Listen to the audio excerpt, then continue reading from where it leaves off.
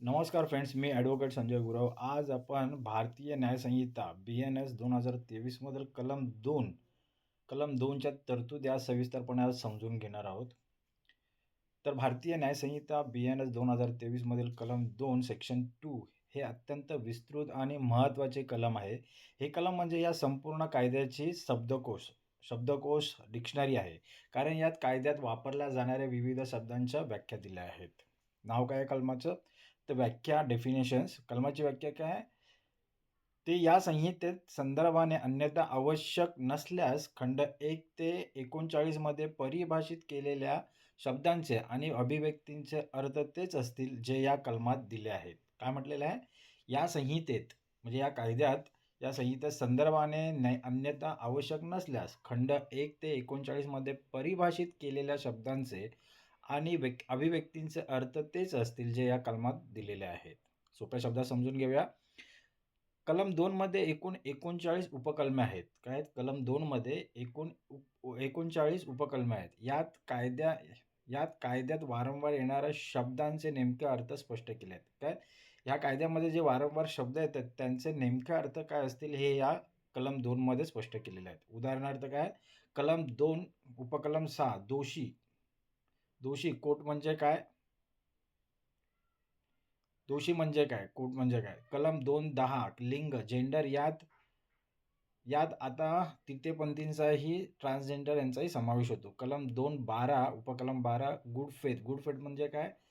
तर प्रामाणिकपणे केलेले कृत्य. कलम 2:17 मुलगा अपत्य चाइल्ड 18 वर्षाखालील व्यक्ती. कलम 2:26 उपकलम 26 लोकसेवक पब्लिक सर्वंट याची व्याख्या काय आहे? शब्द काय अर्थ काय आहे हे या कलमामध्ये दिलेले आहेत.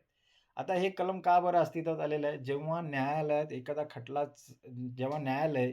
खटला चालवते किंवा जेव्हा न्यायालयात एखादा खटला चालवला जातो, तेव्हा शब्दांच्या अर्थावरून वाद होऊ नये म्हणून हे कलम अस्तित्वात आलेलं आहे. हे कलम असते. उदाहरणार्थ मुलगा म्हणजे चाइल्ड म्हणजे किती वयाचा किंवा दस्तऐवज डॉक्युमेंट म्हणजे फक्त कागद की डिजिटल फाईलसुद्धा. तर हे गोंधळ टाळण्यासाठी या कायद्यात एकवाक्यता आणण्यासाठी हे कलम अस्तित्वात आलेलं आहे.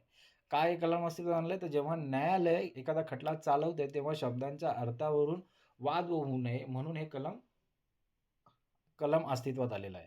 उदाहरणार्थ मुलगा चाइल्ड म्हणजे किती वयाचा म्हणजे तो मुलगा किंवा दस्तऐवज डॉक्युमेंट्स म्हणजे फक्त कागद की डिजिटल फाईलसुद्धा डॉक्युमेंट्समध्ये येतात. ते याचा गोंधळ होऊ नये ह्या शब्दांच्या अशा प्रकारे गोंधळ टाळण्यासाठी आणि कायद्यात एक वाक्यता आणण्यासाठी हे कलम अस्तित्वात आणलेलं आहे. आता या कलमाचे महत्त्व आणि उद्दिष्ट काय आहेत? स्पष्टता आणणे. गुन्ह्याचे स्वरूप ठरवण्यासाठी शब्दांचा अर्थ स्पष्ट असणे गरजेचे असते. एखाद्या गुन्ह्याचं स्वरूप ठरवण्यासाठी त्यात जे शब्द येतात त्या शब्दांचा अर्थ स्पष्टपणे असणे गरजेचे असते. व्याप्ती वाढवणे. आधुनिक काळात दस्तऐवज या व्याख्येत इलेक्ट्रॉनिक रेकॉर्ड्सचा समावेश करणे आवश्यक होते, जे या कलमाने केले आहेत. आधुनिक काळात काय झालं तर दस्तऐवज या व्याख्येत इलेक्ट्रॉनिक्स रेकॉर्ड यांचाही समावेश करणे आवश्यक होते, जे या कलमाने केले आहे. न्यायालयीन वेळ वाचवणे. शब्दांच्या अर्थावर वेळ वाया न घालवता थेट पुराव्यांवर लक्ष केंद्रित करता येते. तर हे ह्या कलमाचे महत्त्व आणि उद्दिष्ट आहे. म्हणून त्यामुळे काय होतं तर न्यायालयीन वेळ वाचतो. उल्लंघन शिक्षा आणि उपाय.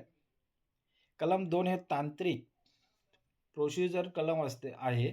त्यामुळे याचे उल्लंघन होत नाही. मात्र जर एखाद्याने या व्याख्येचा चुकीचा अर्थ लावून फायदा घेण्याचा प्रयत्न केला तर न्यायालय या कलमाचा आधार घेऊन तो दावा फेटाळून लावते. उपाय काय आहेत? उपाय जर एखाद्या शब्दाचा अर्थ स्पष्ट नसेल तर न्यायालय कलम 2 मधील व्याख्येचा आधार घेते. आता या कलमावर न्यायालयीन प्रकरणे आणि निर्णय समजून घेऊया. BNS नवीन असलेल्या जुन्या IPC कलम 8 ते 52 मधील तथ्य इथे लागू होतात. BNS काय हे नवीन कलम आहे 2023 मध्ये 24 मध्ये आलेलं आहे. तर जुनं जे कायदा होता, जी संहिता होती IPC इंडियन पिनल कोड कलम 8 ते 52 मधील तत्व इथे लागू होतात. स्टेट ऑफ महाराष्ट्र विरुद्ध MS जॉर्ज खटला काय? स्टेट ऑफ महाराष्ट्र विरुद्ध MS जॉर्ज मेन्स रिया म्हणजे गिल्टी माइंड आणि व्याख्येतील शब्दांचा अर्थ कसा लावायचा यावर या खटल्यात भाष्य केलं आहे. निकाल काय दिला? तर कायद्यात दिलेल्या व्याख्यानुसारच शब्दाचा अर्थ लावणे बंधनकारक आहेत. कायद्यात दिलेले जे व्याख्या आहेत त्या शब्दाचा अर्थ दिला, त्या अर्थ लावणेच बंधनकारक आहे. जरी सामान्य भाषेत त्याचा अर्थ वेगळा असला तरी. ओके. तर हे या न्यायालयीन प्रकरणाचा निकाल आहे. आता या कलमासंबंधित असलेले सांविधानिक कलमे आणि इतर कायदे समजून घेऊया. माहिती तंत्रज्ञान कायदा आय-टी ॲक्ट 2000, माहिती तंत्रज्ञान कायदा आय-टी ॲक्ट 2000, इलेक्ट्रॉनिक रेकॉर्डच्या व्याख्येसाठी याचा संदर्भ घेतला जातो. भारतीय नागरिक सुरक्षा संहिता BNSS प्रक्रिया राबवताना या व्याख्या वापरल्या जातात. BNS पूर्वी CRPC होतं, आता BNSS झालेलं आहे. तर संविधान अनुच्छेद 20 गुन्ह्यासाठी शिक्षेचे संरक्षण व्याख्येनुसार गुन्हा सिद्ध होणे आवश्यक आहे.